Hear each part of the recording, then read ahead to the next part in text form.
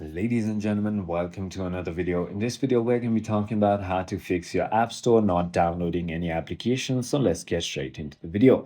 There are a couple of immediate fixes, which is going to be very helpful to you. The first thing you want to do is open your settings and tap on your profile, scroll all the way down and simply go ahead and sign out of your device and then sign back in.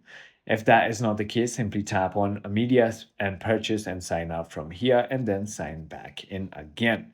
If that also doesn't work, try to check your payment method. You may need a valid payment method on file, even for free apps. So all you need to do is just go to settings, your profile, and then payment and delivery to ensure that you have the right payment methods selected here.